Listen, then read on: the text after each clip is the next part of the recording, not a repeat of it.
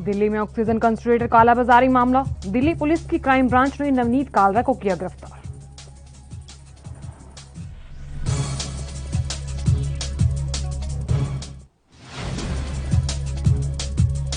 कांग्रेस नेता अधीर रंजन चौधरी की पीएम मोदी को चिट्ठी। लॉकडाउन वाले राज्यों में गरीबों को हर महीने 6,000 देने की अपील।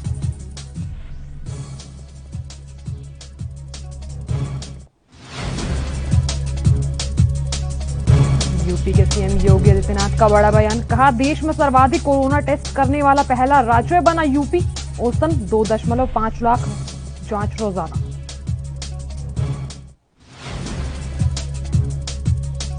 लगातार तीसरे दिन महाराष्ट्र में आए 40,000 से कम केस। 974 लोगों की हुई मौत।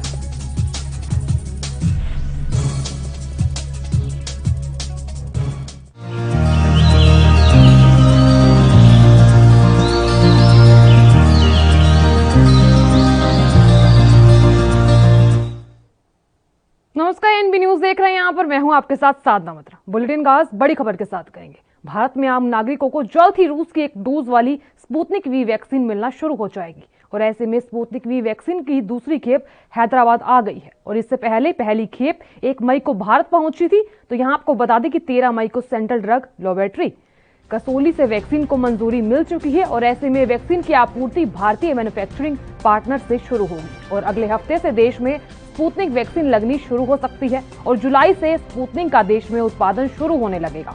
और फिलहाल देश में टीकाकरण अभियान में 2 वैक्सीन का इस्तेमाल किया जा रहा है और यहाँ सीरम इंस्टीट्यूट ऑफ इंडिया की कोविशील्ड और भारत बायोटेक की कोवैक्सीन का इस्तेमाल हो रहा है और ऐसे में स्पुतनिक वी को रूस के गामेलिया नेशनल सेंटर द्वारा विकसित किया गया है और भारत में रूस के राजदूत निकोले कुदाशेव ने कहा कि रूस के विशेषज्ञों से इस बात की घोषणा की है कि वो वैक्सीन कोविड के नए स्ट्रेन के लिए भी कारगर है और वैक्सीन की कीमत वर्तमान में 948 रुपए और 5% जीएसटी प्रति डोज के एमआरपी पर है।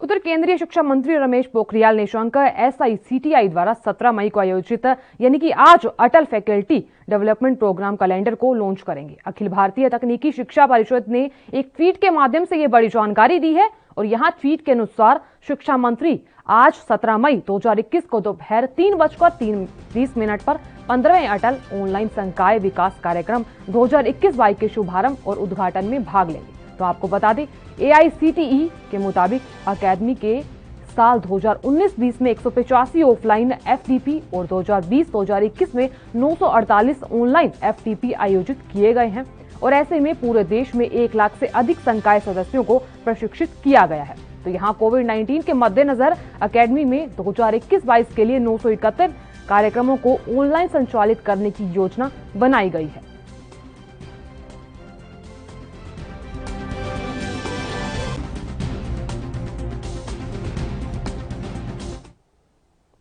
हरियाणा की मनोहर लाल खट्टर सरकार ने राज्य में लॉकडाउन 24 मई तक बढ़ाने का बड़ा ऐलान किया है। तो यहाँ 24 तारीख सुबह 6 बजे तक लॉकडाउन रहेगा। बता दें आपको, हरियाणा सरकार ने कोरोना मामले और इस महामारी से होने वाली मौतों के आंकड़े बढ़ने के बाद 3 मई को लॉकडाउन लगाने का बड़ा फैसला लिया था और इसके बाद इसे बढ़ाकर 17 मई सुबह 6 बजे तक कर दिया गया है और एक बार फिर लॉकडाउन की जो अवधि है वो बढ़ा दी गई है। तो यहाँ इसे लेकर हरियाणा के गृह मंत्री और स्वास्थ्य मंत्री अनिल विज ने ट्वीट कर ये बड़ी जानकारी दी। उन्होंने ट्वीट में लिखा कि महामारी अलर्ट सुरक्षित हरियाणा को 24 तारीख तक के लिए बढ़ाया जाता है।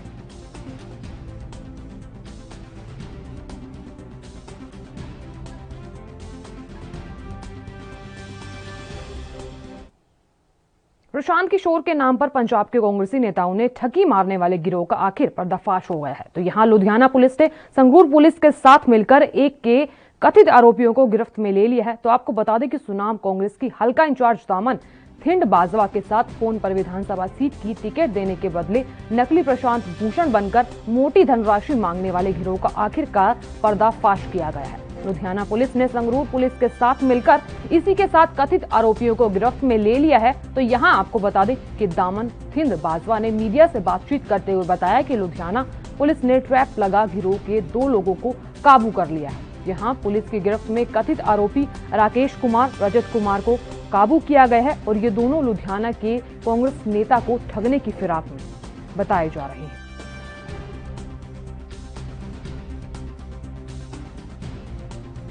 ਇਮੀਡੀਏਟਲੀ ਉੱਥੇ ਜਲੰਧਰ ਪੁਲਿਸ ਐਸਐਸਪੀ ਸਾਹਿਬ ਨਾਲ ਗੱਲ ਕੀਤੀ। ਮੈਂ ਉਹਨਾਂ ਨੂੰ ਦੱਸਿਆ ਕਿ ਮੇਰੇ ਨਾਲ ਐ ਹੋਇਆ, ਮੈਨੂੰ ਕਾਲਸ ਆ ਰਹੀਆਂ। ਉਹਨਾਂ ਨੇ ਮੇਰੇ ਤੋਂ ਨੰਬਰ ਇਮੀਡੀਏਟਲੀ ਮੰਗਾਏ, ਉਹਨਾਂ ਨੇ ਉਹ ਨੰਬਰ ਟਰੇਸ ਵੀ ਕੀਤੇ। ਔਰ ਜਦੋਂ ਮੈਂ ਉਹਨਾਂ ਨੂੰ ਪੁੱਛਿਆ ਕਿ ਸਰ ਕੀ ਮੈਂ ਪੈਸੇ ਲੈ ਕੇ ਜਲੰਧਰ ਪਹੁੰਚਾਂ ਤਾਂ ਕਿ ਜੇ ਤੁਸੀਂ ਚਾਹੁੰਦੇ ਹੋ ਕਿ ਉਹਨਾਂ ਨੂੰ ਰੰਗੇ ਹੱਥ ਫੜਨ ਦੀ ਤੁਸੀਂ करना चाहते हो कोशिश, तो एसएसपी साहब कहते कि हले साडे कोल वक्त बहुत घट है क्योंकि उन्होंने मैनू सिर्फ 2 घंटे की मोहलत दी सी कि तुसीं 2 घंटे दे विच पैसे किसी तरीके भी रेडिसन पहुँचते करो। तो वो कहते कि कोई गल नहीं, तुसीं ये नंबर्स सानू दे दो, बट असीं इमीडिएटली इन्हां नू ट्रैक करके ते असीं इन्हां नू ट्रेसिंग करांगे और पुलिस अपना काम करेगी। तुसीं तुहानू जलंधर आने की लोड़ नहीं। सो मैं उस तो बाद उस नंबर नू 1-2 बार कॉल करने की कोशिश की, पर मैनू लगता है कि उस व्यक्ति नू भी इन द मीन टाइम शक हो गया सी कि मैनू शायद पता लग गया, तो उन्होंने उस तो बाद मेरिया कॉल्स लेनिया बंद करती। पुलिस हैंडल करी सनाम पुलिस ਅਸੀਂ ਇਹਨਾਂ ਨੂੰ ਪ੍ਰੋਟੈਕਸ਼ਨ ਵਾਰੰਟ ਤੇ ਲਵਾਂਗੇ ਜੀ, ਔਰ ਪ੍ਰੋਟੈਕਸ਼ਨ ਵਾਰੰਟ ਤੇ ਲਿਆਣ ਕੇ ਉਹਨਾਂ ਦੀ ਜਿਹੜੀ ਆ ਰਸਕ ਪਾਵਾਂਗੇ ਔਰ ਜੋ ਵੀ ਉਹਨਾਂ ਤੇ ਮਾਮਲਾ ਦਰਜ ਆ ਕੁਝ। एमपी के रीवा सहित संपूर्ण देश में इन दिनों कोरोना महामारी का प्रकोप बहुत ही तेजी से अपना पांव पसार चुका है, जिसके बाद जिले के कलेक्ट्रेट ने अपने अपने जिलों में जनता कर्फ्यू लगाया। तो यहाँ जनता की सुरक्षा के लिए जनता कर्फ्यू लगाया गया है, लेकिन यहाँ रीवा में उल्टा ही काम चल रहा है। तो यहाँ एक महिला अपने आप को गवर्नमेंट कर्मचारी बताकर रीवा महिला थाने की महिला पुलिस कर्मियों से बदसलूकी करने लगी।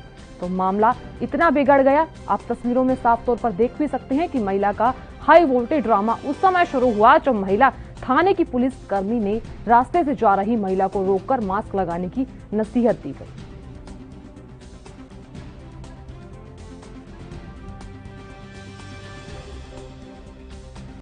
का कार्ड नहीं बना है, आप जाके कलेक्टर से पूछ लो। अरे तो सिविल में हो, कलेक्टर ये चीज कह दे, तुम्हारा यूनिफॉर्म कहाँ है? और बोलते जाओ, हमारा सेंटर है, हमारे सेंटर में सब कुछ रखा रहता है। हमारा से टू जेड समझे, हम जाके वहाँ पहनते हैं सब। पहली बात तो मास्क लगाइए, आप मास्क नहीं लगाए सबसे बड़ी गलती है। हमने कपड़ा बांधा ना दो, सर्टिफिकेट ले साफ सुथरा कपड़ा बांधा ना दो, नहीं लगा हुआ है, हम जाएंगे तो मास्क लगाएंगे जब हम अपना काम शुरू करेंगे, ठीक है? मैंने कपड़ा बांधा है ना, सेंटर से लोग कपड़ा बांधते हैं। अभी आपने मास्क लगा दिया, आपने पूरा हमको होगा ना कोरोना, होने दो ना, मैं तो साल भर से ड्यूटी ही कर रही हूँ कोरोना।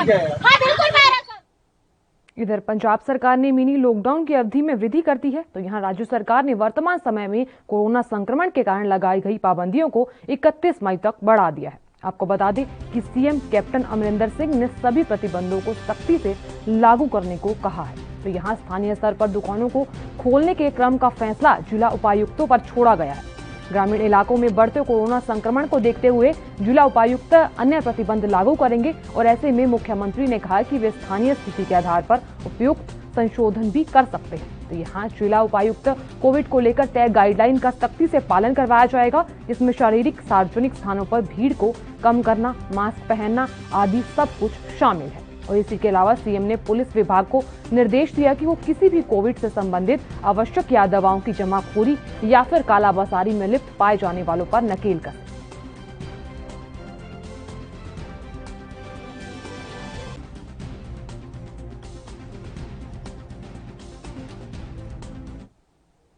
चलिए आपको सीधे बड़ी खबर की ओर ले चलते हैं और इस वक्त की बड़ी और अहम खबर दिल्ली से सामने आ रही है। तमाम दर्शकों को बता दें, दिल्ली ऑक्सीजन कंसंट्रेटर कालाबाजारी मामला सामने आया है। तो बता दें आपको कि इस मामले में नवनीत कालरा को गिरफ्तार कर लिया गया है। दिल्ली से इस वक्त की अहम खबर।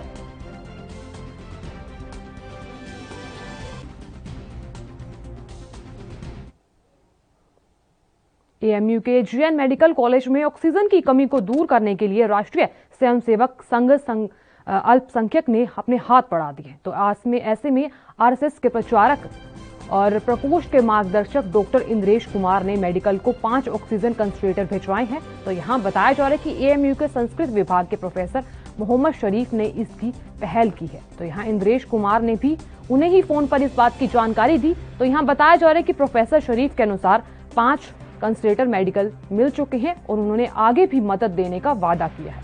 तो प्रोफेसर शरीफ द्वारा बताया गया कि अलीगढ़ वासियों की ओर से इंद्रेश कुमार का आभार भी जताया गया है और ऐसे में मेडिकल में 29 ऑक्सीजन कंसंट्रेटर पहले ही दान में आ चुके हैं और इसी के अलावा संघ के द्वारा एक कोविड केयर सेंटर भी अलीगढ़ में शुरू किया गया है।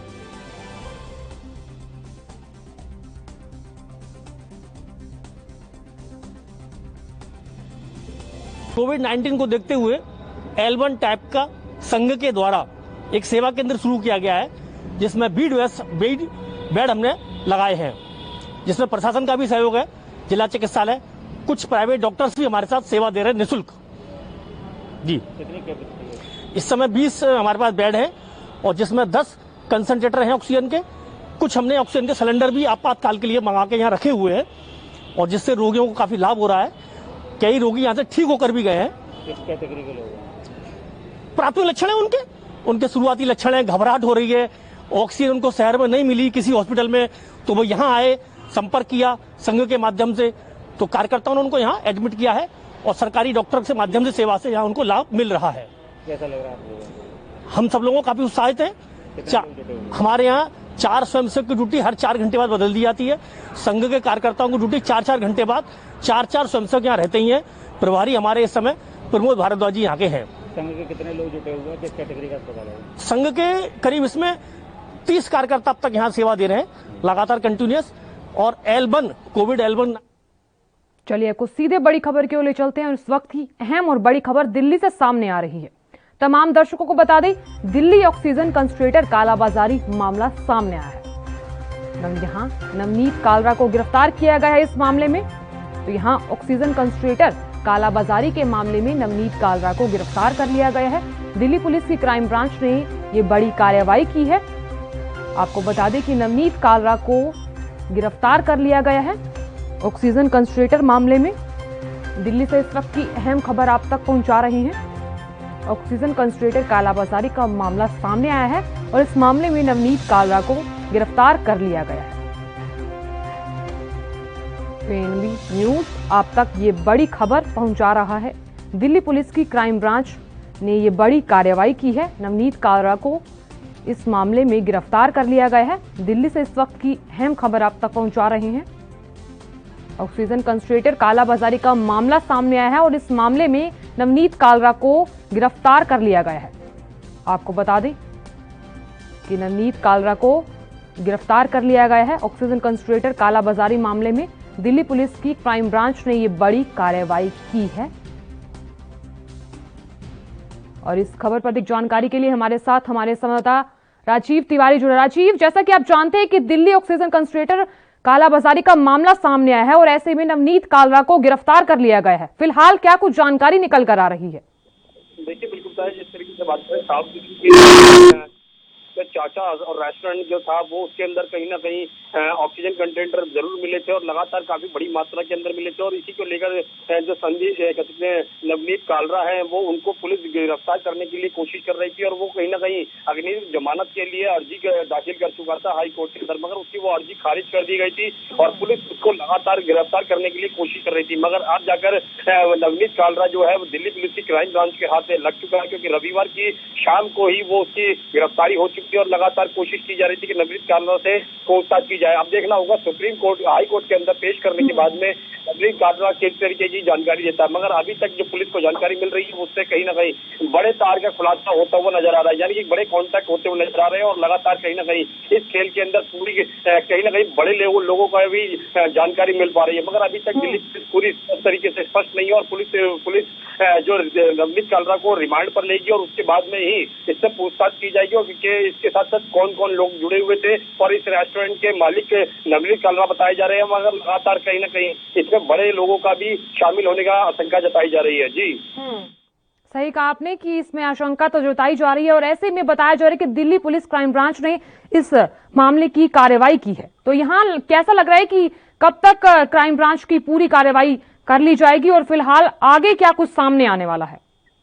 देखिए, बिल्कुल सही कहा आपने। यहाँ पर बात करें दिल्ली पुलिस की क्राइम ब्रांच की टीम को, तो क्राइम ब्रांच की टीम अब जो नवनीत कालरा को हाई कोर्ट के अंदर पेश करेगी और उसके बाद में उसका रिमांड लिया जाएगा। रिमांड के द्वारा ही पूछताछ की जाएगी और लगातार कोशिश यही की जाएगी कि कितने बड़े संपर्क है नवनीत कालरा के और कहां से इसने ऑक्सीजन कंटेनर लिए थे और किस तरीके से लिए थे और यहाँ पर रेस्टोरेंट में छिपाकर रखने का इसका उद्देश्य क्या था, ये सारी जानकारी अभी पुलिस जुटाएगी। मगर देखना होगा क्या कितने बड़े खुलासे किए जा सकते हैं नवनीत कालरा के द्वारा, क्योंकि अभी तक जो जानकारी मिल पा रही है कि नवनीत कालरा के जो कॉन्टैक्ट थे वो बड़े लोगों के नेताओं के साथ थे और बड़े लोगों के नाम भी आ रहे हैं।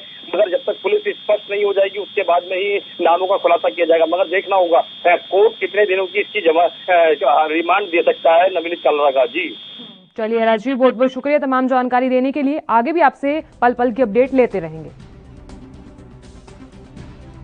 तो आपको बता दें कि दिल्ली से इस वक्त की अहम खबर आप तक पहुंचा रही हैं।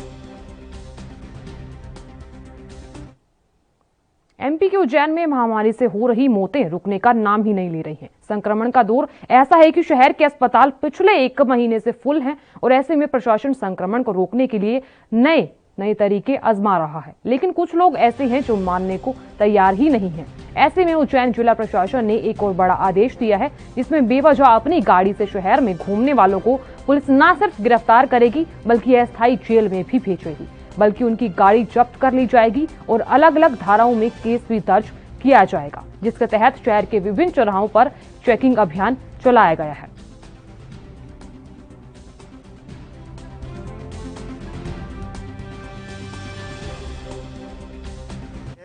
पुलिस के द्वारा अभी जो जनता कर्फ्यू है उसको प्रभावी ढंग से लॉकडाउन कराने के लिए एक नया अभियान आज से शुरू किया गया है। इसमें प्रत्येक तिराहे चौराहे पर जो हमारी पुलिस की टीम है उनके द्वारा सभी वाहन, चाहे वो दुपहिया वाहन है, 4 पहिया वाहन है, उनको रोक के चेक किया जा रहा है। जो मेडिकल इमरजेंसी हैं या जो ऐसी सेवाएं हैं जो इस दौरान कोविड के दौरान जिनकी सेवाओं की आवश्यकता है, आवश्यक सेवाएं हैं, उनको छोड़ करके कई ऐसे लोग जो अकारण घूमते पाए गए हैं उनके वाहन मौके पर ही जब्त किए गए हैं और इन वाहनों को जब्त करके अपराध पंजीबद्ध किया जा रहा है और इनका जो सुपुर्दगी है या जो इनकी वापसी है वो माननीय न्यायालय के माध्यम से की जाएगी। कुछ लोगों के ऊपर में 151 की कार्रवाई भी की गई है। इसके अलावा स्पॉट फाइन की कार्रवाई भी मौके पर की जा रही है। तो अब तक लगभग काफ़ी बड़ी संख्या में ऐसे वाहनों को पकड़ा है और ये अभियान अभी रोजाना इसमें जारी रहेगा। उधर घाटी में इन दिनों सन्नाटा पसरा हुआ है और ऐसे में जम्मू कश्मीर में कोरोना संक्रमण तेजी से फैल रहा है। संक्रमण से प्रदेश का कोई भी जिला अछूता नहीं है। इतना ही नहीं, दूसरी लहर गांवों में तेजी से लोगों को संक्रमित कर रही है। तो यहाँ ग्रामीण इलाके भी कोरोना संक्रमण की गिरफ्त में लगातार आते हुए नजर आ रहे हैं और ऐसे में कोरोना को काबू में करने के लिए लगाए गए लॉकडाउन का लोग पालन भी कर रहे हैं। तो चारों तरफ सिर्फ सन्नाटा ही नजर आ रहा है और पुलिस की ओर से भी कोरोना कर्फ्यू का प्रदेश के अन्य हिस्सों की तरह श्रीनगर में भी सख्ती से पालन कराया जा रहा है। शहर की सड़कों पर सन्नाटा पसरा हुआ है, लेकिन यहाँ आपात सेवाओं और अत्यधिक जरूरी कार्यों के लिए निकले इक्का दुक्का लोग ही नजर आ रहे हैं। शहर के विभिन्न चौक चौराहों पर पुलिस सहित सुरक्षा कर्मियों की तैनाती की गई है और ऐसे में कोरोना कर्फ्यू के बढ़ते ही मजदूरों के सामने कई समस्याएं आकर खड़ी होती नजर आ रही हैं। प्रदेश में कोरोना संक्रमण लगातार बढ़ता ही नजर आ रहा है और इसे देखते हुए सरकार ने कोरोना कर्फ्यू का बड़ा ऐलान किया है। तो यहाँ इसके बढ़ते हुए मामलों को देखते हुए पुलिस ने भी अब कमर कस ली है और अब शहर में और ज्यादा सख्ती बढ़ा दी गई है।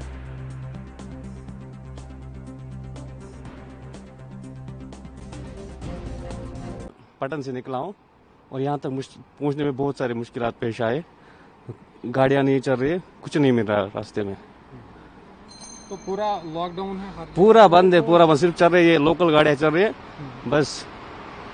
और कितना प्रॉब्लम हो रहा है लोगों को? बहुत सारी प्रॉब्लम हो रही है। कई जगह पहुंचना पड़ता है या कुछ होता है, कोई ना उठाता है। प्राइवेट गाड़ियाँ चलते हैं, अगर किसी को हाथ देंगे वो भी नहीं उठाती है। यानी कि सड़कों पे ऐसे सवारियाँ बिखरी हुई है या कुछ, जब भी किसी को मजबूरी होगी वो बहुत सारी मुश्किलात आती है सवारियों को। तो कितना एहतियात करना चाहिए लोगों को? ये भी जरूरी है, ये चीज़ जरूरी है, लॉकडाउन जरूरी है, लेकिन इसमें फिर भी गवर्नमेंट को कुछ ऐसे सोचना पड़ेगा आवाम के लिए।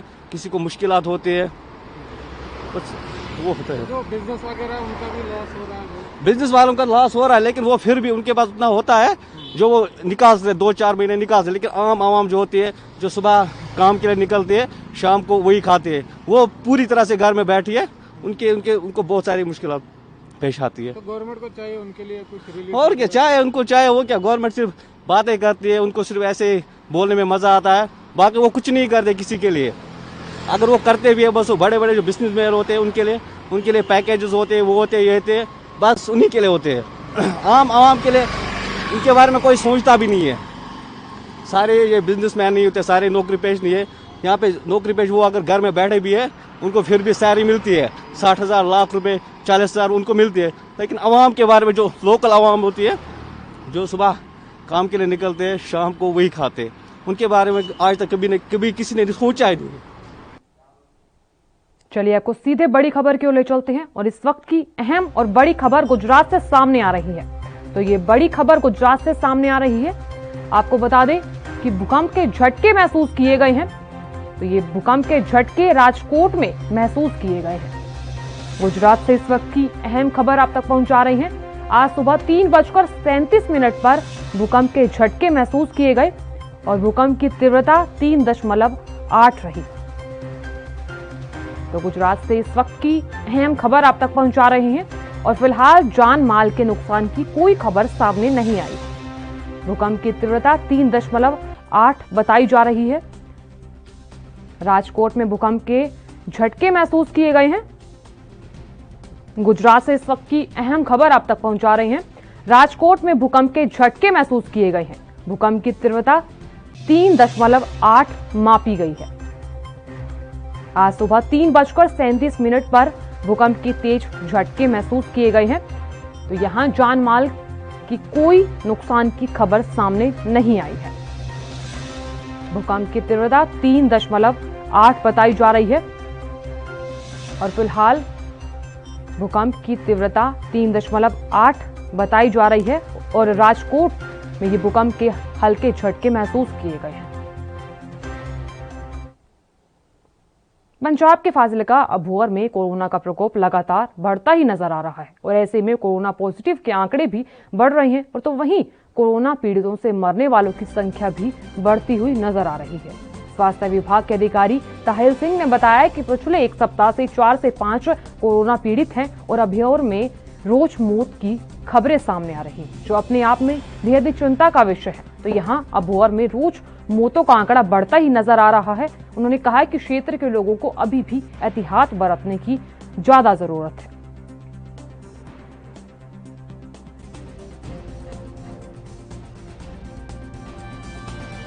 हाँ जी, अज तुहानूं पता है भी अबोहर दे विच तकरीबन 7 डैथ हुई हैं, जिन्हां च 4 मेल ते 3 फीमेल की डैथ हुई है। बहुत ही मतलब चिंता का विषय, हर रोज़ जी डैथ है वो बहुत ज़्यादा वध रही। पिछले एक हफ्ते तो हर रोज़ ही 5-6 4-5 डैथस हो रही हैं। इस दे बावजूद भी लोग जागरूक नहीं हो रहे। प्रशासन वालों वार-वार हिदायतां दित्तियां जांदियां कि करमेशन ग्राउंड दे विच वध तो वध 5 या 7 या 10 बंदे आ सकते हैं ते जिहड़ा सारे कोविड के रूलों का पालन करके जिहड़े उन्हां दा ही अंतिम संस्कार करवाने नर्स सेवा दे हैल्प नाल। बट फिर भी लोग बहुत ज़्यादा गिनती चाहते हैं। जे असीं लोगों को मना करते हैं तो लोग अगों भी सानूं पॉइंट आउट करते हैं। तो मैं एक बार फिर सारिਆਂ ਨੂੰ जरूर अपील करनी चाहूँगा कि बहुत ही ज़्यादा भयंकर सिचुएशन हो रही है। सवेर तो लैके शाम तक करमेशन ग्राउंड के विच ही असीं ड्यूटी कर रहे हैं तो जिहड़ा कि बड़ा ही जिहड़ा खतरनाक माहौल है। तो सारिਆਂ ਨੂੰ ਚਾਹੀਦਾ कि ਵੱਧ ਤੋਂ ਵੱਧ सहयोग करन, लोग जिहड़ा घरां 'च रहन ते सोशल डिस्टेंस रखन, बिना काम तो घरों बाहर ना निकलन। कोरोना वायरस ने दैनिक जीवन सहित स्वास्थ्य सेवाओं को काफी हद तक प्रभावित किया है और जबकि जिला गुरदासपुर और ब्लड बैंक भी कोरोना वायरस से संक्रमित हुए हैं। ऐसे में कोरोना वायरस के कारण रक्तदाता रक्तदान नहीं कर रहे हैं। तो बताया जा रहा है कि ब्लड बैंक के LTM राणा सिंह ने इस बात की बड़ी जानकारी देते हुए बताया कि कोरोना वायरस का असर ब्लड बैंक पर भी पड़ रहा है। कोरोना के कारण ब्लड बैंक में खून की भारी कमी दिखाई गई है, जिससे मरीजों को काफी ज्यादा परेशानियों का सामना करना पड़ रहा है। और यहाँ ब्लड बैंक में 250 से 300 यूनिट ब्लड था, लेकिन अब कोरोना वायरस के कारण ब्लड बैंक में 70 यूनिट ही खून बचा है। स्थिति इतनी चिंताजनक है कि A positive O positive group का स्टॉक ब्लड बैंक में खत्म हो गया है।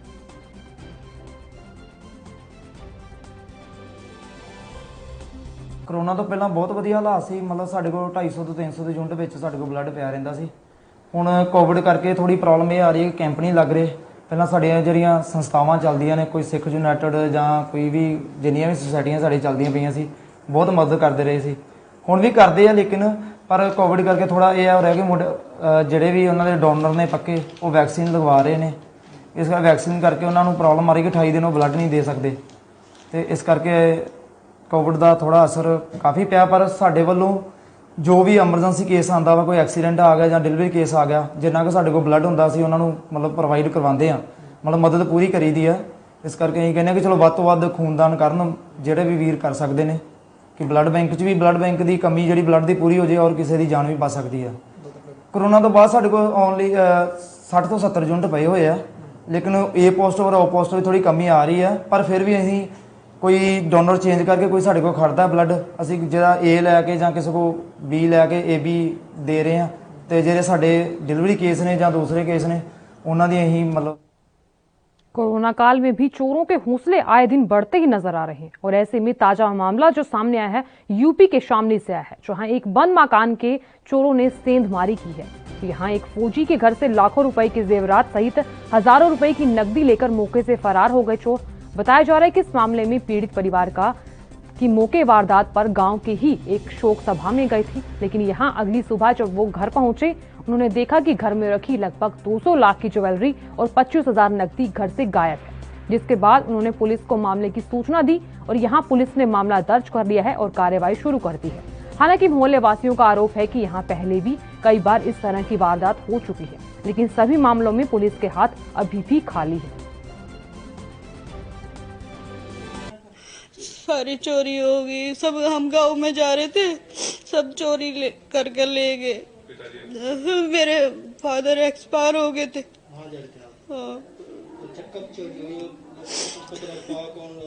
हम तीसरे दिन आए, परसों शाम को गए थे और आज मैं सुबह आई कपड़े लेने के लिए, तो वहाँ गेट टूटा हुआ पाया। वो क्या सामान चोरी हुआ?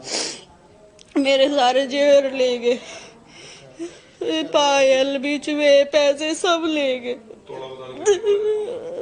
30 तोले के लगभग मेरा सोना था। अब लगा लो आप 30 तोले सोना कितने का होगा? 20 लाख रुपए का होगा और 25,000 रुपए रखे थे, मैं भी ले गए। यहाँ पर भाई चोरी हुई, आज हुई या कल हुई ना तो पता नहीं। ये एक्सपायर हो गए थे हमारे ताऊ जी जब इनके घर में ही चोरी हुई। चलिए आपको उत्तराखंड की बड़ी खबर की ओर ले चलते हैं। बता दें आपको कि उत्तराखंड से खबर सामने आ रही है। साल भर पहले लॉकडाउन। उत्तराखंड विधि विधान से केदारनाथ धाम के कपाट खुले हैं। तो आज सुबह 5 बजे ये कपाट खोले गए हैं। तो ये बड़ी खबर उत्तराखंड से सामने आ रही है। तो कपाट 5 बजे खोल दिए गए हैं। मंदिर में भक्तों के दर्शन पर फिलहाल के लिए रोक लगाई गई है। बता दें कि बद्रीनाथ धाम के कपाट खोल दिए गए हैं और कल ये कपाट खुल जाएंगे और बताया जा रहा है कि विधि विधान से केदारनाथ धाम के कपाट खुल जाएंगे और बताया जा रहा है कि आज सुबह 5 बजे ये कपाट खोले गए हैं। मंदिर में भक्तों के दर्शन पर फिलहाल के लिए रोक लगा दी गई है, क्योंकि मामले बढ़ रहे हैं और ऐसे में भीड़ ना हो, इसीलिए भक्तों के दर्शन पर रोक लगा दी है। आपको बता दें कि कल बद्रीनाथ धाम के कपाट खोल दिए जाएंगे और फिलहाल केदारनाथ धाम के कपाट खोल दिए गए हैं और आज सुबह 5 बजे ये कपाट खोले गए हैं।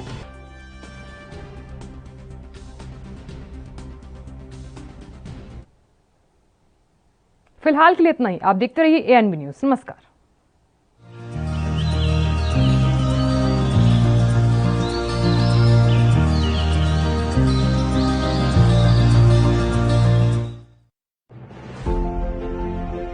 To honor the contribution of private schools in Punjab, the Federation of Private Schools and Associations of Punjab is organizing the first of its kind FAP State Awards.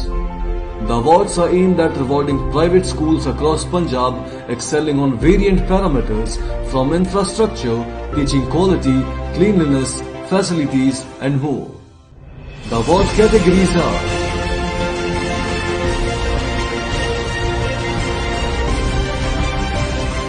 nominations for each category will be assessed by a team of renowned educationalists. The final call will be made after undergoing a professional and transparent evaluation process. All the school applicants will be given appreciation award for their contribution to educational growth in Punjab. The FAP State Awards are open to all private schools of FAP Punjab and the entry is free of cost. Last date to apply is 20th May.